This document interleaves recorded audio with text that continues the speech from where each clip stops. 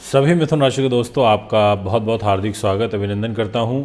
और आज आपको जानकारी दूंगा कि आखिर ये नवंबर का महीना आपके लिए कैसा रहेगा। आपके मिथुन राशि के अकॉर्डिंग ग्रहों का ट्रांजिट क्या दिखाई पड़ता है। ग्रहों की गति है शुभ व अशुभ रूप में तो हमारे को प्रभावित करती ही है। और इस नवंबर के महीना और फिर दिसंबर और एक नया वर्ष, केवल 2 महीने बचे हैं। अब इन 2 महीनों में और विशेष रूप से इस नवंबर महीने में आपका फाइनेंस क्या कहता है, आपका व्यक्तित्व क्या कहता है, आपका मान सम्मान क्या कहता है, आपका भाग्य क्या कहता है, आपके कैरियर आपका क्या कहता है, आपका दाम्पत्य जीवन की सिचुएशन क्या रहेगी, सुख सुविधाओं की सिचुएशन क्या रहेगी, क्या हेल्थ पॉइंट ऑफ व्यू से कोई बड़ी प्रॉब्लम तो नहीं आने वाली, संतान पक्ष से तो कोई प्रॉब्लम नहीं आने वाली। इन सभी प्रश्नों के उत्तर आज की इस वीडियो के माध्यम से आपको दूंगा, इसलिए वीडियो को पूरा सुने, ध्यान से सुने। अगर चैनल पे नए हैं तो चैनल को सब्सक्राइब फॉलो अवश्य करें, बेल आइकन के बटन को दबाएं ताकि तुरंत सारी इन्फॉर्मेशन आप तक पहुंच सके और आप भी इन वीडियोस के माध्यम से अपने आगे आने वाले कल को संवार पाएँ। ज्योतिष एक प्रॉपर विज्ञान है, इसमें किंतु परंतु और दो मत नहीं होता। प्रॉपर विज्ञान केवल समझने वाला होना चाहिए, तार्किक दृष्टिकोण से समझाने वाला होना चाहिए। आपके सामने डिस्प्ले में कुंडली लगी हुई है जिसमें आपको क्लियरली ये दिखाई दे रहा होगा कि जहाँ पर 3 नंबर लिखा हुआ है वो है आपकी राशि। जी हाँ, वो है आपके मिथुन राशि। ये इस घर को फर्स्ट हाउस बोलते हैं एस्ट्रोलॉजी में। फर्स्ट हाउस मतलब मान सम्मान का घर, आपके व्यक्तित्व का घर। और इस घर का जो लॉर्ड है वो बुध ग्रह है। बुध ने बोला कि मैं आपका मान सम्मान लेकर के 6th हाउस में चला गया, यानी कि रोग चोट शत्रु बाधा के घर में। तो इस घर में बुध जाता है तो अच्छा रिजल्ट नहीं देता, अपने फल में कमी करता है। ऐसा कुंडली में ग्रहों के नियम हमने सीखे हैं और पराशर पद्धति कहती है। अब गया भी कहाँ बुध? शत्रु के घर में, वृश्चिक राशि में, यानी कि शत्रुओं से हानि, यानी कि आपके मान सम्मान को आपके शत्रु हानि पहुंचाने की कोशिश करेंगे। यदि मैं बात करूं आपके कैरियर के पॉइंट ऑफ व्यू से, क्योंकि कैरियर सबसे इम्पॉर्टेंट होता है, यहाँ 12 नंबर लिखा है। ये 12 नंबर किसका घर है? ये है यहाँ पर गुरु का। गुरु ने बोला कि मेरे पास आपके कैरियर की जिम्मेदारी है, मैं आपको अच्छा कैरियर देना चाहता हूँ पर मैं दे नहीं पाऊँगा। और उसका कारण ये होगा कि गुरु महाराज भी खर्च के घर में चले गए कैरियर को लेके। इसका मतलब अधिक खर्चे आपका तनाव का कारण बनेंगे और आपके काम से संबंधित जो व्यय हैं वो आपके काफ़ी ज़्यादा बढ़ जाएंगे, ऐसा आपकी कुंडली कहती है। क्योंकि कर्मेश 12th हाउस में चला गया, तो यहाँ आपको ध्यान रखना पड़ेगा। दूसरी चीज़, आप पे कोई सरकारी दंड लग सकता है। आपकी धार्मिक यात्राएं बहुत प्रबल रूप में हो सकती हैं, क्योंकि धर्म यात्राओं के घर में है, विदेश यात्राओं के, आपके कोई बड़ी विदेश यात्रा भी हो सकती है।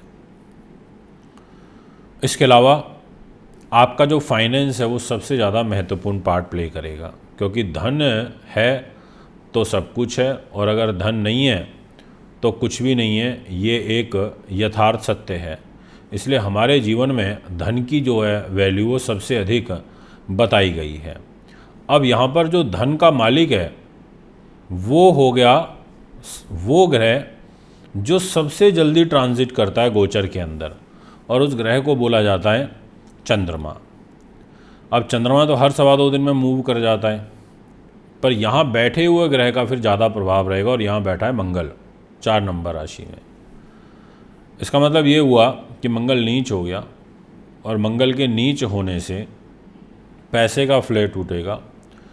आपका जो धन है वो संचित नहीं हो पाएगा, अनायास, और जो व्यर्थ के खर्चे हैं वो अधिक होंगे। और मंगल परिवार के घर में बैठा है तो परिवार से कलह कलेश वो भी यहाँ पर तैयार करेगा। मंगल 2nd हाउस में बैठा है, वाणी पर बैठा है, तो वाणी से आपको अभद्र बनाएगा। मंगल आपके नेत्र पर बैठा है, नेत्र संबंधी रोग देगा। आपको ब्लड प्रेशर और साथ में चेहरा जो होता है ये, इसकी रूप खूबसूरती में कोई परेशानी आ सकती है। कोई फोड़ा फुंसी ऐसी जो चीज़ें हैं वो यहाँ पर निकल के आ सकती हैं। और सबसे बड़ी दिक्कत है कि परिवार के घर में नीच हो जाने से परिवार के साथ असंतोष रहेगा। ये मैं आपसे कहना चाहूँगा। यदि इसी विषय को आगे बढ़ाएं तो मैं आपसे ये कहना चाहूँगा कि जो शुरुआत में मैंने बताया, हेल्थ के घर में बुध बैठे हैं इधर छठे भाव में, और हेल्थ का लॉर्ड खुद यहाँ धन के घर में नीच हो गया, यानी कि मंगल। बीमारियों पर तो पैसा खर्च होगा ही, साथ में कोर्ट कचहरी में भी उलझ सकते हो, मुकदमेबाजी भी आपको परेशान करेगी। ऐसे ग्रह योग संयोग गोचर में दिखाई पड़ रहे हैं।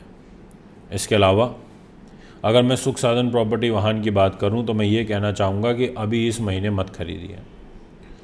इस महीने कोई भी नई और बड़ी इन्वेस्टमेंट करने से आप बचिए, ये मेरा विशेष आग्रह आपसे रहेगा। और उसका कारण भी मैं आपको समझा देता हूँ कि बुध के पास है प्रॉपर्टी। बुध ने कहा मैं प्रॉपर्टी का सुख दूंगा, और बुध 6th हाउस में बैठा है। अब ऐसी स्थिति में ये अच्छा नहीं है। शनि की भी दृष्टि में है बुध, तो यहाँ पर यह आपको उलझा सकता है। अगर बहुत विशेष हो, बहुत अर्जेंसी हो कि भाई खरीदनी ही है, तो 17 तारीख के बाद ले लेना, नवंबर महीने में। उससे पहले तो मैं बिल्कुल भी सलाह नहीं दूंगा। मदर के स्वास्थ्य का ध्यान रखना, ये मैं आपसे कहूँगा। और राजनीतिक लोग जो हैं उनको विशेष सफलता मिलती हुई नज़र आ रही है। अब एक जो सबसे बड़ा ड्रॉबैक है वो ये कि आपका सेंटर हाउस खाली है। आप देखिए, चतुर्थ भाव में केतु, सप्तम भाव में कोई ग्रह नहीं, दसम भाव में राहु, थर्ड हाउस में कोई ग्रह, ये मतलब 3 नंबर राशि में फर्स्ट हाउस में भी कोई ग्रह नहीं है। तो एक केंद्र तो खाली हो गया। अब ज्योतिष के नियम अनुसार अगर सेंटर खाली हो जाए तो उस घर में दोष लग जाता है। अब यहाँ पर 7 नवंबर को शुक्र ज़रूर आएंगे केंद्र में, तो वो इस दोष को फिर समाप्त करेंगे। तो पहले 6 दिन आपको बहुत ज़्यादा सावधानी के साथ निकालने चाहिए। गर्भवती महिलाओं को भी ध्यान रखना चाहिए। फर्स्ट 15 डेज़ संतान के साथ आपके मतभेद हो सकते हैं। बच्चों के साथ छोटी छोटी बातों पर वाद विवाद खड़ा हो सकता है, ऐसा भी आपकी राशि कह रही है। और जो सूर्य हैं वो आपके पेट पर बैठे हैं, तो पेट से रिलेटेड विकार पैदा कर सकते हैं। आप का जो ध्यान है पढ़ाई के प्रति वो कम लगेगा, ऐसा भी आपकी राशि यहाँ पर इंडिकेट कर रही है। अब सबसे बड़ा जो एक आपके लिए प्लस पॉइंट है, कई बार होता है कि बहुत विपरीत हालात बनते हैं, उसके बावजूद भी व्यक्ति उन हालातों से बाहर निकल जाता है, और वो है आपका शनि, जिसे न्यायमूर्ति कर्म फलदाता बोलते हैं। शनि ग्रह आपके भाग्य के घर में बैठे हैं। 15 तारीख से मार्गी हो जाएंगे, सीधी चाल चलने लगेंगे, ये बोलेंगे बेटा मैं भाग्य को संभाल लूँगा। ये एक सबसे बड़ा प्लस पॉइंट है। और जो आपको कोई मृत्युतुल्य कष्ट चल रहा था, बहुत बड़ी कोई क्रॉनिक डिजीज़ बीमारी चल रही थी, उससे भी बाहर निकालने में आपको शनि सपोर्ट करेंगे। कहेंगे बेटा मैं यहाँ आपको सपोर्ट करूँगा, मैं आपको इस घर से सुरक्षित करूँगा।